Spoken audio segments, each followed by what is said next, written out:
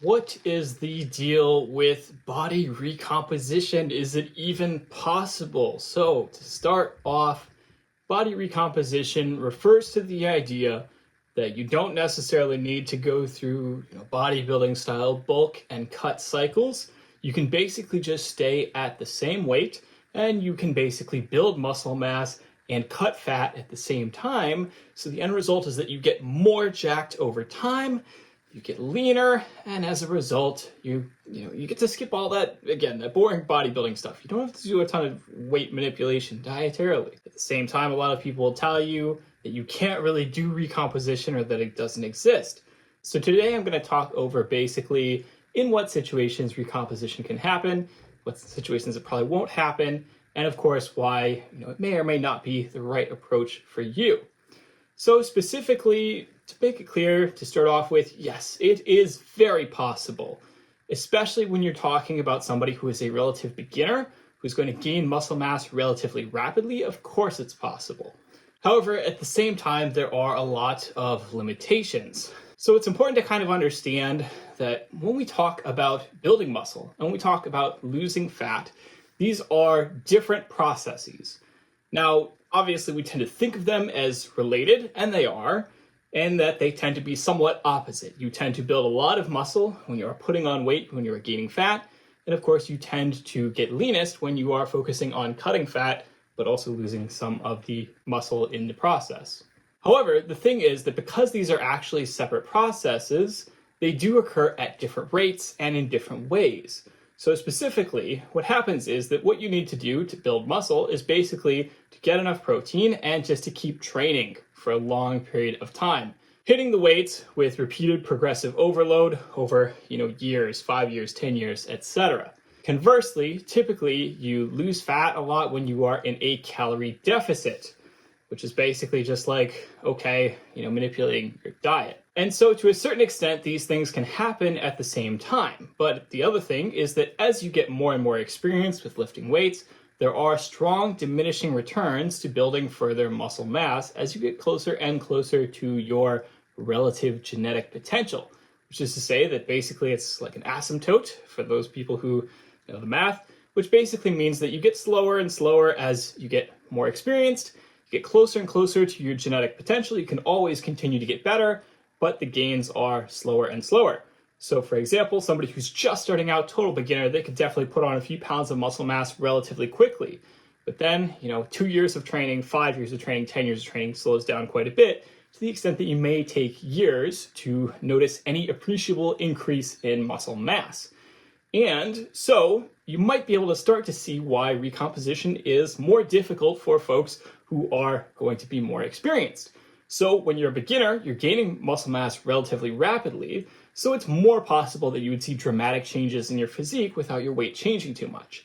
But when you're a hyper-experienced elite lifter who's been doing this for, say, 10, 20 years, you're building muscle mass so slowly that it's like, okay, maybe I recomped like a quarter of a pound of additional muscle mass, and I, lost a quarter of a pound of fat mass, and okay, I don't look much different. And so what this does mean is that there are practical limitations in terms of how far recomposition can actually go, because after a certain point, you just can't keep building muscle mass. You can't keep building muscle mass at a rate that is going to mean that you can actually effectively recomp. Conversely, if you take somebody who has, for example, started a cutting diet, they are trying to lean out, right? They are going to potentially lose pounds and pounds of fat mass relatively rapidly. Whereas, again, you might spend a year doing recomp and see little to no results. And because this does mean that there is a limitation on recomposition, it also means that there is a limitation on how far you can push it.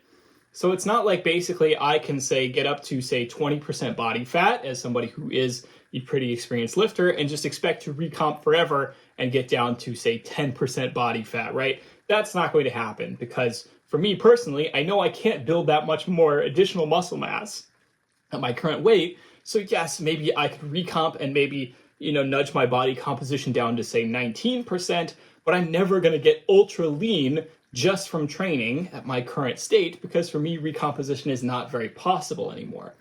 However, I can obviously get very lean anytime I want to by doing a cutting phase, cutting down some weight, dropping, 20, 30 pounds, most of it being fat mass ideally, and the end result being a lot leaner. It is proposed that bulking and cutting cycles are a more optimal way to do things. Basically, you can build a little bit more muscle mass over time by being in a bulk, and then you spend that time later by cutting off some fat mass so that you get lean, and the end result is that you get kind of the best of both worlds, right? You get more muscle mass at the end of the day, and you are able to lean out and, of course, look really good on stage. Now, of course, I don't necessarily know if the difference is that huge, but I do think that there is one important psychological difference between the approach of doing something where you're just focusing on recomp versus doing bulking and cutting cycles. So when you talk about a natural bodybuilder, somebody who does this, professionally, or maybe not professionally, maybe not for a living, but they do this, they're pretty good at it. Because when you are an advanced lifter, and again, building muscle is a pretty slow process at that point, you might need to spend a lot longer time in a much slower bulk and then spend less time cutting that weight off. So you might spend, say, 8 months out of the year bulking, and then you might spend, say, 4 months out of the year cutting to get lean again and prepare to look good for one show once a year.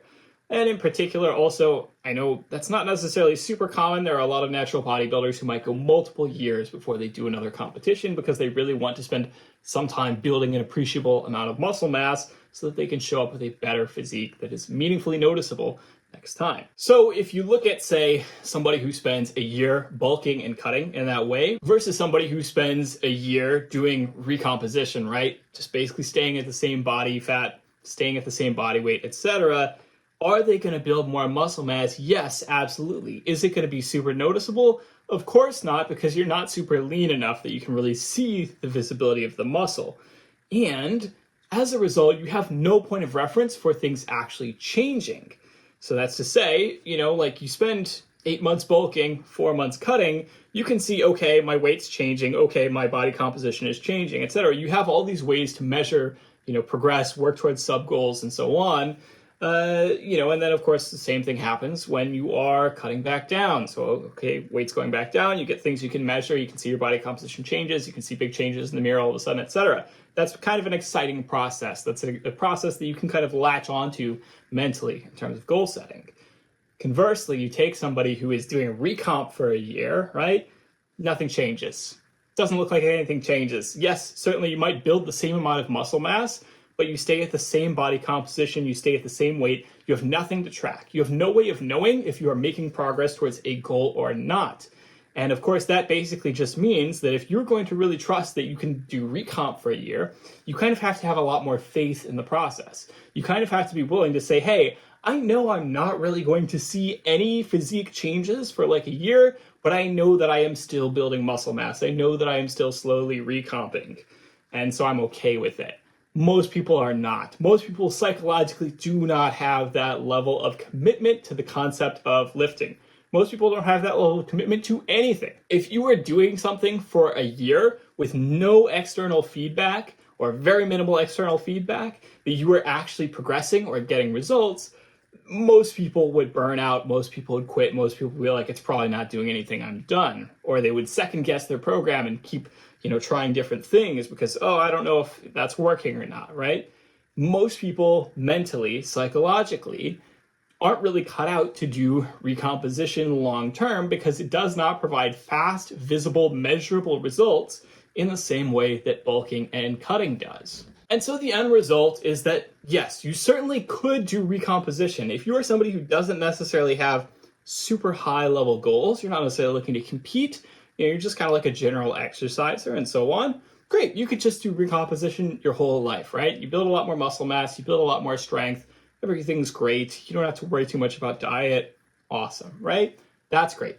But if you're somebody who's like really looking to optimize for as much strength as possible, you're really looking to optimize for as much muscle mass as possible, realistically, I would say that it's like you probably don't have the stomach for doing recomposition for long periods of time, and you would probably rather, like, yes, it's a little bit more annoyance to, go through all the diet rigmarole of bulking and cutting and all of that, but at the same time, that's going to be, probably a worthwhile trade-off for you because you're more serious about your goals anyway. So I think obviously it really depends from person to person, just based on what your goals are, what you're looking to accomplish.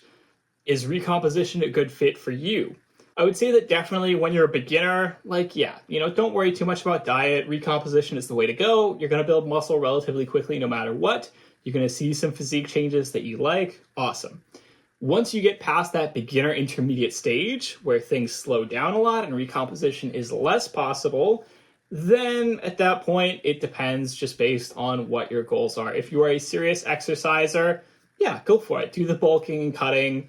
That's worth it to you. That is what you care about.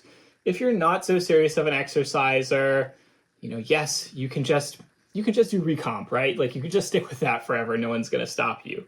And I would say that there's another sort of third, in between sort of situation, which is like maybe you're a super serious exerciser. You are really committed to the iron game, but, maybe you want to take things a little more casual for a while, right? Like you've been lifting hardcore for 5-10 years, doing a lot of diet manipulation. You just kind of want to spend, say a year relaxing, maintenance calories, recomp a little bit, just kind of relax. That's also certainly an approach that I would recommend. Certainly works well for a lot of folks. And it's certainly an approach that I've taken a lot in various phases of my own training, where it's kind of like, okay, done some bulking, done some cutting, just kind of want to, sit at my current physique for a while and not have to worry as much about diet and just relax a bit. And ultimately, works really well. But of course, for me, I also just completely have 100% faith in my training. I have 100% faith in my diet. I know that things are going to work out. I know that recomposition is going to happen very slowly, even if I cannot directly see it or measure it. And so, of course, for me, that's a great fit. However, I would say that I think that realistically, a lot of the people who I see asking a lot about recomposition are not people who fall into one of those three categories. They are people who maybe are intermediates, just starting to push into the more advanced lifter status. They're super insecure about what they're doing. They don't really know if what they're doing is good. They don't really know if the program that they're following is good. They don't really necessarily want to do a lot of diet stuff. And they're just kind of hoping for an easy out. They're just kind of wondering like, hey, could I maybe just, get a chance to avoid taking the logical next step? Maybe I could just do recomp and I won't have to worry about getting more serious about my lifting. And again, like, yeah, you could just do that. You could just do recomp. You could just avoid getting more serious about your lifting. That's fine too. But I think that there is this cross-purposes sort of situation, contradictory sort of, cognitive dissonance going on there, where these people think, okay, like maybe I can do recomposition, but ultimately get all the benefits that I want out of not doing recomposition. And I don't think, it's like in those situations, like you probably just need to get more serious about your diet. You probably just need to get more experience about managing your diet. That is probably really the thing that is going to really unlock progress for you and make you happier in the long run versus spending a lot of time kind of spinning your wheels, doing a lot of recomposition, but also, just not really taking the next steps that you need to in order to get the results that you want. So that is all for this week's video. I hope you have enjoyed it. As always, don't hesitate to like, comment, subscribe, smash that notification bell, comment down below, let me know what you'd like to see in future videos. I will talk to you all next week. Have a good one.